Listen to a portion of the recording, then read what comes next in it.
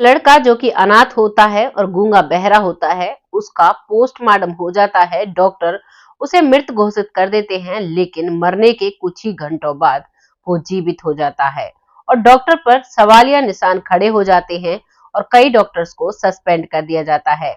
आइए जानते हैं जिस लड़के का पोस्टमार्टम किया गया था। पोस्टमार्टम आप भली बात ही समझ सकते हो पोस्टमार्टम किस तरीके से किया जाता है और उसके बाद भी वो जीवित हो जाता है, उसके अंदर सांस बच जाती है।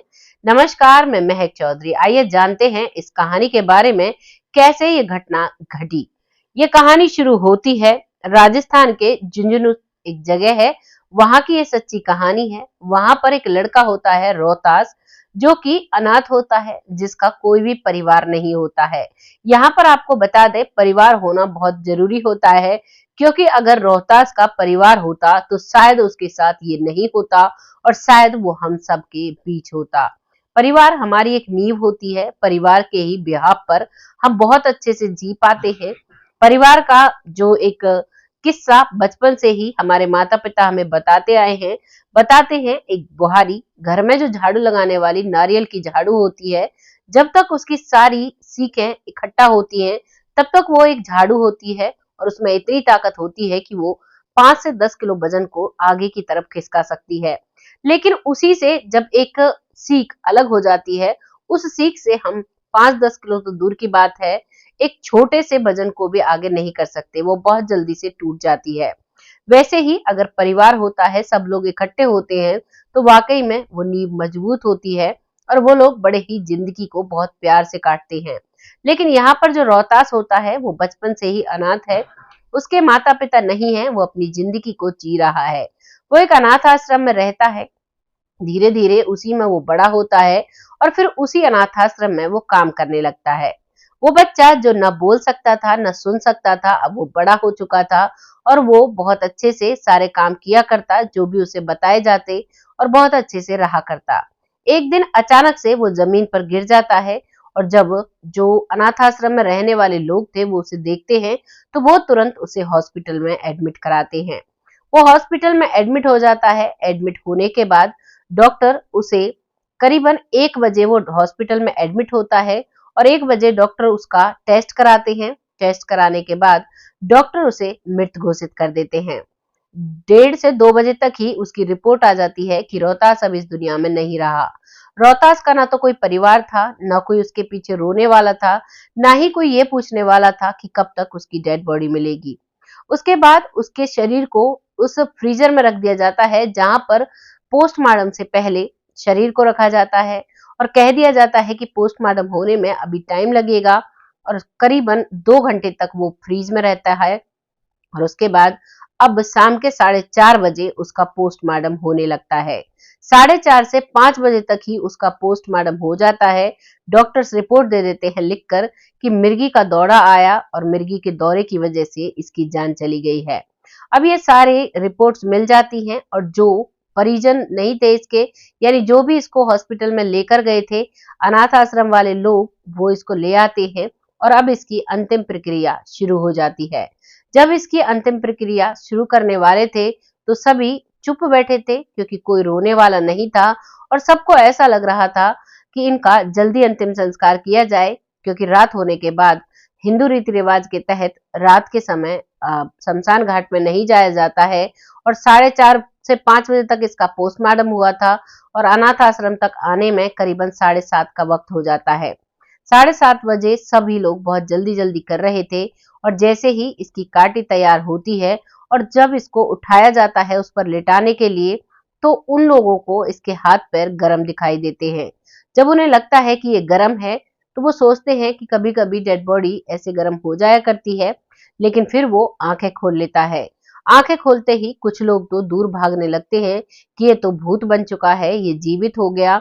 और कुछ लोग कहते हैं कि कभी कभी जब इंसान मर जाता है उसके कुछ समय बाद आंखें खुल जाया करती हैं, लेकिन जब गौर से देखते हैं तो इसकी पुतलियां इधर उधर होती हैं और अब उन सबको लगने लगता है कि ये तो वाकई में जीवित हो गया। अब इसे लेकर सीधा उसी हॉस्पिटल लेकर जाया जाता है, जो कि झुंझुनू का बीके हॉस्पिटल है। भगवान दास हॉस्पिटल भी उसे कहते हैं और उस हॉस्पिटल में जब इसको लेकर जाते हैं, इसकी पोस्टमार्टम रिपोर्ट भी थी और इसकी जो डेथ सर्टिफिकेट था वो भी उनके पास था। और जब हॉस्पिटल में लेकर जाते हैं तो हॉस्पिटल में वो डॉक्टर देखकर इसको घबरा जाते हैं। वो सोचने लगते हैं कि जिसकी हमने रिपोर्ट बनाकर दी वो जीवित हो गया। वो उसे देखते हैं तो इसकी कंडीशन काफी खराब थी, काफी मशीनों की जरूरत थी, तो इसको सीधा जयपुर के लिए रेफर कर देते हैं। वो कहते हैं कि यहाँ पर इसका इलाज नहीं हो सकता, आप जयपुर के हॉस्पिटल में इसको लेकर जाइए। जयपुर के हॉस्पिटल में इसको लेकर जाया जाता है।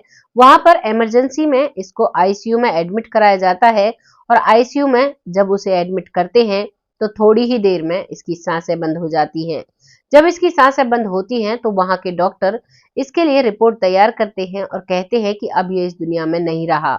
जैसे ही डॉक्टर ये बात कहते हैं तो जो लोग इसके साथ थे अनाथ आश्रम वाले, वो कहते हैं कि साहब अच्छे से देखिए, ये पहले भी एक बार मरकर जीवित हो चुके हैं, कुछ हो सके तो एक बार दोबारा से टेस्ट कर लीजिए।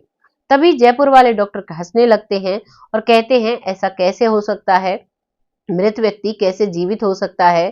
तभी वो लोग वो सारी पोस्टमार्टम रिपोर्ट और वो उसका डेथ सर्टिफिकेट दिखाते हैं तो डॉक्टर उसे देखकर बहुत गुस्से में आते हैं और कहते हैं कि जिस व्यक्ति का पोस्टमार्टम हो चुका, मरने की वजह भी बताई और वो जीवित था, ये वाकई में जीवित था, तो अब जो डॉक्टर थे बीके हॉस्पिटल के झुंझुनू शहर के, उन पर सवालिया निशान खड़े हो जाते हैं और उनके खिलाफ अब कंप्लेंट दर्ज कर दी जाती है। वहां पर उसका दोबारा से डेथ सर्टिफिकेट बनता है, दोबारा से उसका पोस्टमार्टम किया जाता है। पोस्टमार्टम में भी उसकी वजह जो बताई गई वही मिर्गी के दौरे की वजह बताई गई। और यहाँ पर जो जयपुर के हॉस्पिटल वाले हैं वो बताते हैं कि उस समय इसका कैसे पोस्टमार्टम हुआ, कैसे डेथ सर्टिफिकेट बना दिया, हमें इसका अंदाजा नहीं है, ये तो वही डॉक्टर बताएगा। अब उसके खिलाफ कंप्लेंट दर्ज कर दी जाती है तो उस डॉक्टर को अरेस्ट किया जाता है। उस डॉक्टर से पूछताछ की जाती है तो डॉक्टर बताते हैं कि मुझे माफ कर दीजिएगा, जब ये इस हॉस्पिटल में आए तो इनकी नब्ज मैंने चेक की थी, इनकी नब्ज नहीं धड़क रही थी, इनके दिल की धड़कन भी बंद थी। मैंने इन्हें ऐसे ही चेक कर लिया था और उसके बाद फिर इसकी डेड बॉडी फ्रीज में रखवा दी थी। उसके बाद फिर शाम को जब इसका नंबर आता है पोस्टमार्टम के लिए तो उस समय तक मुझे लेट हो रहा था, मुझे घर जाना था और मैंने आधे घंटे में ही बिना पोस्टमार्टम किए इसकी रिपोर्ट बना दी और इस रिपोर्ट के आधार पर ही मैंने इसे मृत घोषित कर दिया था। डॉक्टर ने अपना जुर्म कबूल कर लिया था और जो कुछ स्टाफ था उसके साथ उसे सस्पेंड कर दिया गया था। डॉक्टर को भी अपनी ड्यूटी से हाथ धोना पड़ा क्योंकि वो एक सरकारी हॉस्पिटल था। और ये जो बात, ये जो कहानी होती है, ये सभी के ऊपर एक सवाल छोड़ती है कि अगर इस लड़के का जो रोहतास है इसका परिवार होता या ये बोल सकता शायद, तो ये कुछ कहता या सुन सकता, क्योंकि जब इसको फ्रिज में रखा गया डॉक्टर्स ने मृत घोषित करके तो इसको होश तो जरूर आया होगा, लेकिन ये बोल नहीं सकता, सुन नहीं सकता, तो क्या बीती होगी उस दौरान रोहतास के ऊपर, ये आप सब अंदाजा लगा सकते हैं।